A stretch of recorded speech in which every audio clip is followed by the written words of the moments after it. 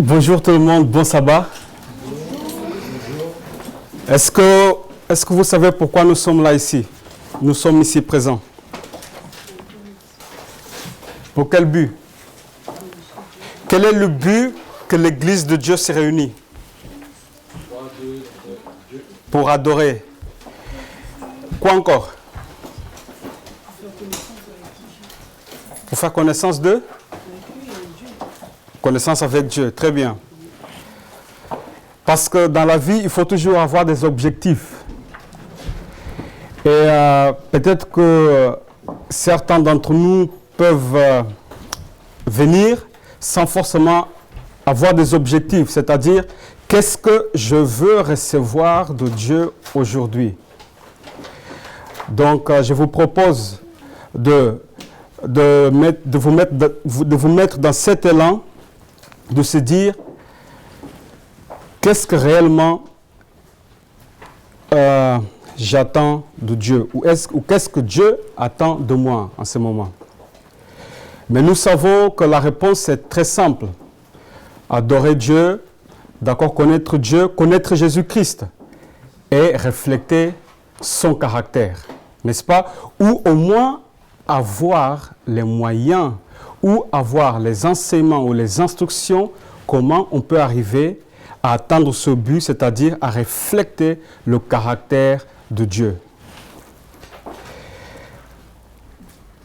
Moïse aussi, il avait un objectif.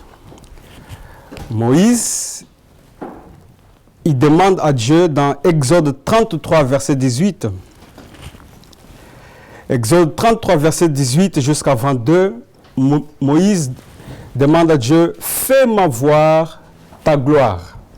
C'était l'objectif de Moïse, de connaître la gloire de Dieu. Et c'est le même objectif que nous avons, n'est-ce pas? Alors, qu'est-ce que l'Éternel va répondre à Moïse lorsque Moïse demande, fais-moi voir ta gloire? Dans le verset 19, l'Éternel répondit, je ferai passer devant toi toute ma bonté et je proclamerai devant toi le quoi? Le nom de l'Éternel. Donc, l'objectif de Moïse était de connaître la gloire de Dieu. Et la gloire de Dieu, c'est quoi? Sa bonté, mais c'est le nom de Dieu, de l'Éternel. Gloire et nom sont des synonymes. Et dans le verset 21, non, on saute plutôt dans chapitre 34, le chapitre suivant, verset 5. Exode 34, verset 5. L'Éternel descendit dans une nuée, se tint là auprès de lui, et proclamant le nom de l'Éternel, et l'Éternel passa devant lui et s'écria, l'Éternel, l'Éternel, Dieu miséricordieux et compatissant, lent à la colère, riche en bonté et en fidélité, qui conserve son amour jusqu'à 1000 générations, qui pardonne l'iniquité, la rébellion et le péché, mais qui ne tient point le coupable pour innocent, et qui punit l'iniquité des pères sur les enfants et sur les enfants des enfants jusqu'à la 3e et la 4e génération. Aussitôt, Moïse s'inclinant à terre et se prosternant. Donc Moïse demande la gloire de l'Éternel. L'Éternel dit, tu veux voir ma gloire, alors je vais te proclamer mon nom. Et quand l'Éternel va proclamer son nom, sa gloire, il va montrer ses attributs, son caractère. Amen. Qu'il est miséricordieux et compatissant, lent à la colère, etc. Alors, mais Moïse, pour pouvoir écouter le nom de l'Éternel ou voir la gloire de Dieu, il se tenait où? Oui, où est-ce que Dieu l'a dit de se placer? Amen. Verset 21 de chapitre 33. L'Éternel dit, voici un lieu près de moi. Tu te tiendras sur le rocher quand ma gloire passera. Lorsque nous avons des objectifs, nous voulons aussi recevoir des instructions. comme Moïse. Il est une chose de demander quelque chose, mais il est aussi d'autres choses de se mettre en condition de recevoir ce qu'on demande. Et Sir White dit dans le vigile puissance de la grâce, il me semble, janvier 17, le titre c'est le besoin de prier, et dit que lorsque nous prions à Dieu, il nous faut faire tout pour aussi répondre nous-mêmes à nos propres prières. Bien souvent, nous demandons des choses à Dieu et nous disons, Dieu s'en occupera. Mais pour une partie, oui. Mais il y a une autre partie que c'est nous-mêmes qui doivent collaborer avec Dieu. Les 144 000, après tout, mes amis, si nous sommes là, effectivement, nous voulons refléter la gloire de Dieu, nous voulons recevoir les instructions. Et si nous sommes là, nous voulons avoir le caractère où nous voulons faire partie des 144 000. Parce que qu'est-ce que les 144 000, ils ont sur leur front? Le nom de Dieu. Les 144 000 ont le caractère de Dieu, ont la gloire de Dieu. Le nom de Dieu, le caractère et la gloire de Dieu sont des mots synonymes. Et c'est juste après que Apocalypse 14 ait montré le caractère des 144 000 qui va pouvoir parler des trois messages. Apocalypse 14, 6 à 11. 144 000, on trouve dans le verset 1. Les trois messages, on trouve dans le verset 6 à 11. Pour montrer quoi? Seuls ceux qui reflèteront le caractère de Dieu en qualité de 140, dans les 144 000 pourront finalement proclamer le message des trois anges en puissance. Est-ce que nous tous, nous voulons proclamer le message des trois anges? Amen. Amen. Alors, il nous faut efforcer avec toute notre force à faire partie des 144 000. La Bible nous dit dans Marc 12, verset 30, Jésus dit, concernant les deux grands commandements qui se ressemblent, verset 30, Marc 12, 30, « Tu aimeras le Seigneur ton Dieu de tout ton cœur, de toute ton âme et de toute ta quoi? De toute ton âme et de toute ta pensée. » Où est-ce que dans quelle partie du cerveau, avec quelle partie du cerveau nous pensons? Avec quelle partie du cerveau? Ici? Ici? Le cortex. Le cortex, trouve-vous? C'est le frontal. Là, on appelle ça la lobe frontale, c'est ça?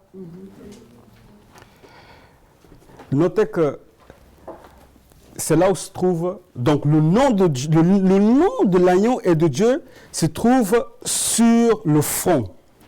Donc ça veut dire que c'est dans nos décisions que nous reflétons le caractère de Dieu ou la gloire de Dieu. Manuscript Releases, citation de Sir White, volume 5. Sir White nous dit dans page 425, il dit « Je vis ensuite le troisième ange. L'ange qui m'accompagnait me dit « Son œuvre est redoutable, sa mission est solennelle. Il doit séparer le bon grain de l'ivraie et sceller ou lier les gerbes pour les greniers célestes. Voilà ce qui devrait occuper votre esprit, retenir toute votre attention. » Toute notre attention doit être sur le troisième ange. Mais si c'est par notre front que nous décidons et que nous reflétons le caractère de Dieu, que nous reflétons le caractère de Dieu, ça veut dire que le message des trois anges a tout à fait beaucoup à voir avec le reflet du caractère dans les personnes. Amen. Cela doit retenir toute notre attention. Donc, quelle est la fin du discours? Le titre de mes présentations, c'est la fin du discours. Quel est le but du message des trois anges? Pour quelle raison nous réunissons-nous? Pour quelle raison proclamons le message des trois anges? La fin du discours, selon Ecclésiaste 12, verset 13. Allons dans Ecclésiaste 12, verset 13. Et en fait, la réponse, ça sera la même réponse que Dieu a donnée à Moïse. Le nom et la gloire. Pardon? Amen. Ecclésiaste 12, verset 13. La Bible nous dit, écoutons la fin du discours. Crains Dieu et observe ses commandements. C'est là ce que doit faire tout homme. Parmi les commandements de Dieu, il y a le quatrième. Et nous savons que le quatrième, c'est le sceau de Dieu. Et où est-ce que le sceau de Dieu est placé? Sur le front. Ça, c'est la fin du discours. Quel est ce discours? C'est le discours des messages des trois anges. Et la fin, le but du message des trois anges, c'est d'avoir le sceau de Dieu sur le front. C'est de craindre Dieu. Il n'y a pas 36 000 réponses pour cela. Le seul but, pourquoi nous sommes ici, c'est de refléter la gloire de Dieu, obéir à ses commandements dans chaque de nos décisions. Amen. Alors, la constitution du caractère. Parce que par la grâce de Dieu, notre cœur alors demande à Dieu, Dieu montre-nous ta gloire. Et par la grâce de Dieu, Dieu nous donnera, si vous priez pour moi, et que Dieu va pouvoir s'exprimer librement à travers moi, par la grâce de Dieu, Dieu va nous donner des instructions précises. Tout comme il a dit à Moïse, tiens-toi à ce lieu sur le rocher. Nous n'aurions pas des excuses. Dieu va nous montrer ce que nous devons faire afin de refléter sa gloire.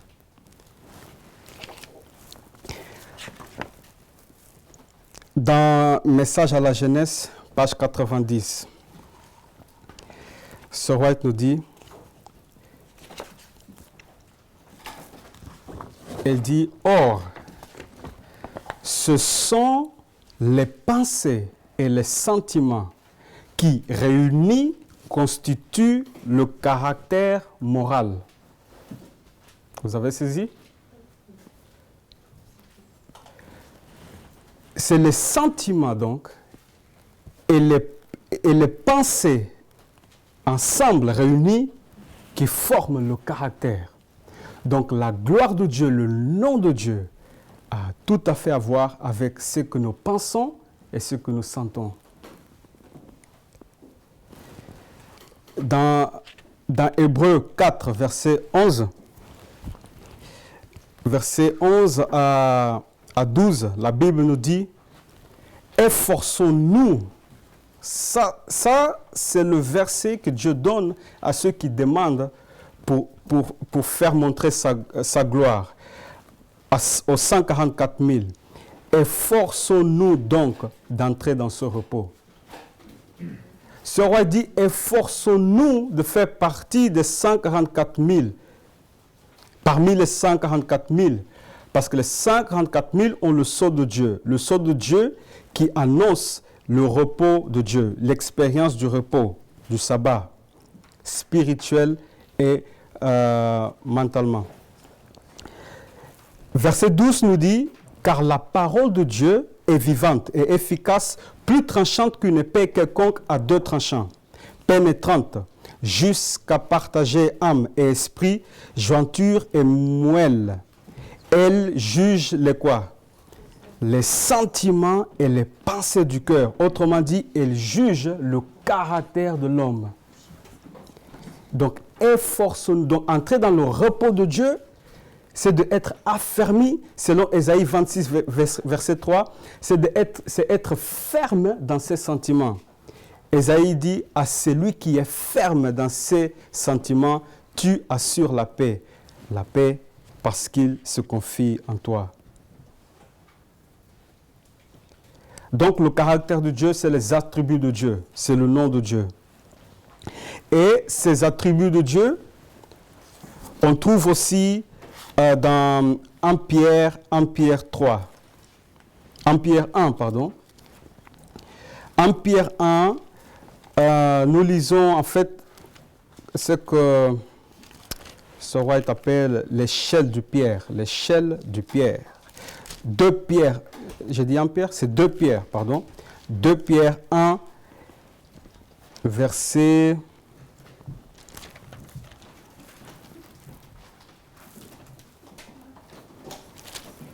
C'est 2 Pierre, hein?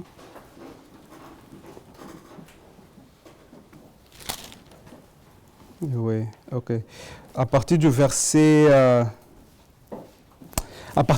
5, l'échelle commence. Augmentez à votre foi à la vertu la tempérance, la connaissance, la tempérance, ainsi de suite. Et puis nous arrivons au verset 7. À la piété, l'amour fraternel. Parce que ce n'est pas difficile à comprendre que la gloire de Dieu, le caractère de Dieu, c'est l'amour de Dieu. D'accord? Donc, l'attribut de Dieu, les attributs de Dieu sont les caractères de Dieu. Et à la piété, l'amour fraternel. À l'amour fraternel, la charité. La plus grande de ces choses, c'est la charité. Verset 9. Verset 9, on saute. Mais c'est lui en qui ces choses, quelles choses? L'échelle. Mais c'est lui en qui ces choses ne sont point, et quoi? Et quoi? Aveugle. Qui est le peuple aveugle aujourd'hui? Il faut être sincère, il faut confesser. Qui? Ben, c'est vous et moi, nous sommes aveugles. C'est l'Odyssée. Donc l'Odyssée a un problème de refléter la gloire de Dieu, l'amour de Dieu, le caractère de Dieu. Les sentiments et les pensées de l'Odyssée, de vous et moi, ne sont pas fermes. Et le but, l'objectif que nous sommes ici ensemble, c'est d'être affermis dans nos pensées et dans nos sentiments. Parce que si nous allons réussir à faire ça par la grâce de Dieu, Dieu va nous donner des instructions précises, encore une fois. Et si nous allons mettre ça en pratique par la grâce de Dieu, nous serons fermes. Et nous serons parmi ceux qui feront partie des 144 000. Et le verset 12 nous dit, voilà pourquoi je prendrai soin de vous rappeler ces choses encore, bien que vous le sachiez et que vous soyez affermis dans quoi? Dans la vérité présente. Vous voyez, la vérité présente, c'est plus qu'une théorie. La vérité présente, c'est plus qu'un calcul des dates. La vérité présente, c'est avoir, à la fin du discours de la vérité présente, c'est à refléter la gloire de Dieu, le caractère de Dieu. Très important, mes amis. Maintenant, mais il y a des étapes. Il ne faut pas non plus être, agir dans la présomption de se dire, voilà, c'est ça le but, par notre propre moyen, on va choisir la façon de contempler cette gloire. Non, il faut suivre les instructions de Dieu. Dieu a dit à Moïse, tiens-toi sur ce rocher. Si Moïse n'était pas sur le rocher, il ne pouvait pas contempler la gloire de Dieu. Donc, il y a étape par étape. Étape par étape. Et plus tard, nous allons contempler quel est qu'est-ce que en profondeur veut dire le rocher tout court. Alors, nous lisons dans Galates 5, verset 19. Comme l'échelle de Pierre, Galates 5, verset 19 à 26, nous présente, surtout à partir du verset 22, ça nous présente toujours le caractère de Dieu, la gloire de Dieu. Donc, voilà les attributs de Dieu. Mais le fruit de l'esprit, c'est l'amour, la joie, la paix, la patience, la bonté, la bénignité, la fidélité, la douceur, la tempérance. La loi n'est pas contre ces choses. Mais juste avant, à partir du verset 19 avant, Galates 5, 19 avant, ça nous montre les œuvres de la chair. Ceux qui ont les œuvres de la chair, ce sont ceux qui ne sont pas scellés du sceau de Dieu. Ce sont ceux qui n'ont pas le nom de Dieu sur leur front, ni le nom de l'agneau, qui ne reflètent pas le caractère de Dieu, donc, qui n'ont pas leurs sentiments et leurs pensées fermes dans le rocher des siècles. Et la Bible nous dit que dans le verset 21, donc l'envie, l'ivrognerie, les excès de table et les choses semblables, je vous dis d'avance, comme je l'ai déjà dit, que ceux qui commettent de telles choses n'hériteront point le royaume de Dieu. Mais parmi ceux qui commettent de telles choses, ils ont prophétisé. Ils ont prophétisé le message des trois anges. Mais Seigneur, nous avons prophétisé le message des trois anges. Éloignez-vous de moi, vous qui pratiquez l'iniquité. Proclamer, c'est une chose. Mais refléter la gloire et le caractère de Dieu, c'est autre chose. Et ces attributs, s'ils ne sont pas là, personne ne pourra entrer dans le royaume de Dieu. Ésaïe 26. Ésaïe 26, dans le verset 1 jusqu'à 4. En ce jour, on chantera ce cantique dans le pays de Juda. Nous avons une ville forte. Il nous donne le salut pour muraille et pour rempart. Ouvrez les portes. C'est les portes du ciel, ça. Ouvrez les portes. Laissez entrer la nation juste et fidèle. Maintenant, Ésaïe va décrire qui est la nation juste et fidèle. Verset 3. À celui qui est ferme dans ses quoi? Sentiments, tu assures la paix. La paix parce qu'il se confie en toi. Quand nous parlons de sentiments, il faut sous-entendre les pensées. Parce que les sentiments sont subordonnés aux pensées. Et les pensées et les sentiments réunis constituent quoi? Le caractère qui est quoi? La gloire de Dieu, voilà, et le nom de Dieu. Donc, à celui qui est ferme dans ses sentiments, tu assures la paix. Il y a une paix qui arrive. Il y a une paix. Quand nous sommes fermes, établis dans nos pensées et sentiments en Christ, il y a une paix. Mais Jésus aussi a dit, je vous donne la paix, pas comme le monde donne. Ça aussi, ça entre dans ce que, par la grâce de Dieu, Dieu nous montrera par quel moyen cette paix nous arrivera. Et verset 4 nous dit, confiez-vous en l'Éternel à perpétuité, car l'Éternel est le rocher des siècles. C'est le même rocher dont symbolisait le rocher où Moïse a mis son pied. Amen. Moïse, pour contempler la gloire de Dieu, il devait se mettre sur le rocher. Et là, ceux qui sont fermes à ces sentiments, ils ont confiance en l'Éternel, l'Éternel qui est le rocher des siècles. J'aimerais vous lire une citation de Sir White, alors que nous allons conclure. Review and Herald, 14 avril 1903. Elle dit que l'avertissement est venu. Rien ne doit être autorisé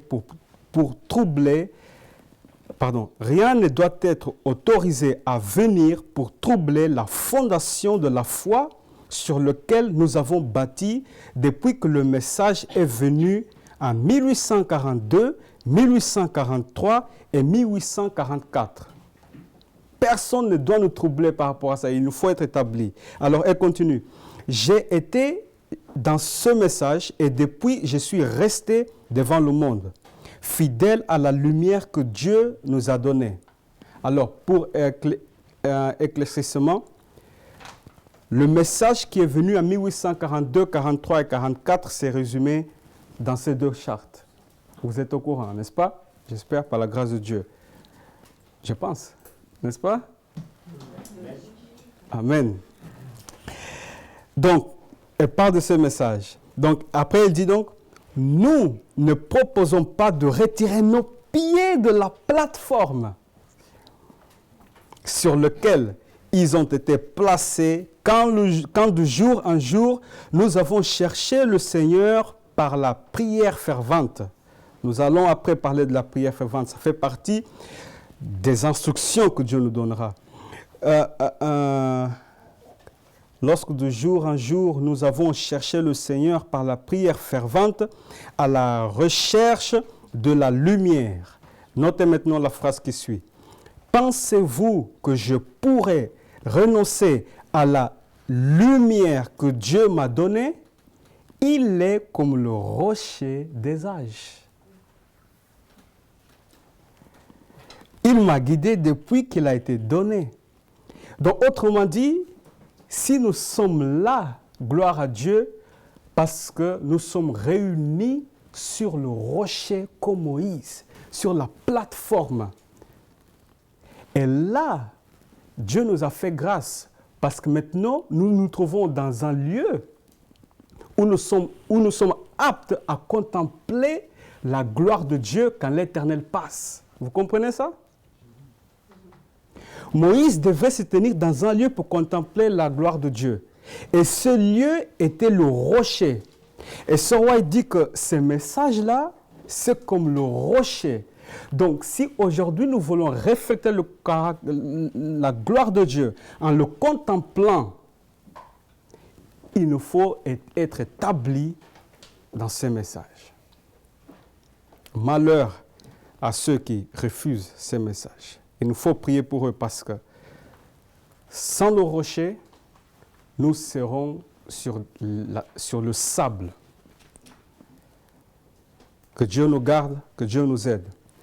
Nous avons compris quel est le but, quel est l'objectif que nous sommes ici. C'est de refléter la gloire de Dieu. Nous avons compris pourquoi. Parce que sans ça, personne héritera le royaume de Dieu.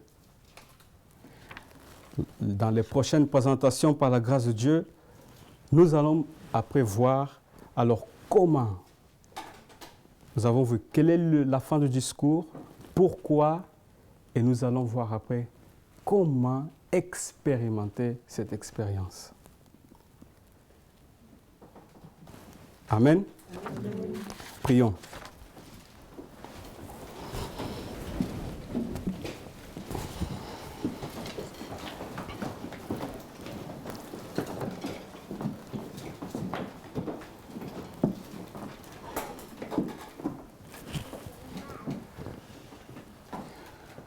Seigneur, notre Père, montre-nous ta gloire. Nous te sommes reconnaissants car nous discernons que ton cœur est prêt à nous montrer ta gloire. Et nous avons compris, Seigneur, tu nous as montré que sans cette gloire, personne ne pourra hériter le royaume des cieux. Effectivement, il nous faut être établis dans le message que tu nous as offert, qui sont dans les chartes. Mais il nous faut maintenant passer à une étape supérieure. C'est de refléter ta gloire en le contemplant. Nous t'avons demandé de nous montrer ton caractère, alors tu veux nous donner des instructions. Tout comme Moïse a reçu des instructions, tu veux que nous aussi, nous recevons des instructions. Déjà, nous sommes privilégiés car tu as permis que nous puissions remplir la toute première condition, c'est d'être sur le rocher, avoir nos pieds sur le rocher, comme sur White. Et là, Seigneur, nous te remercions que nous sommes réunis autour du rocher des siècles. Et maintenant, Seigneur, garde nos cœurs, afin que nos cœurs puissent être disposer encore d'avance pour pouvoir recevoir d'autres instructions essentielles afin de bien contempler ta gloire et refléter ton caractère, pour enfin faire partie des 144 000. C'est au nom de Jésus-Christ que nous te demandons toutes ces choses et pour sa propre gloire. Amen.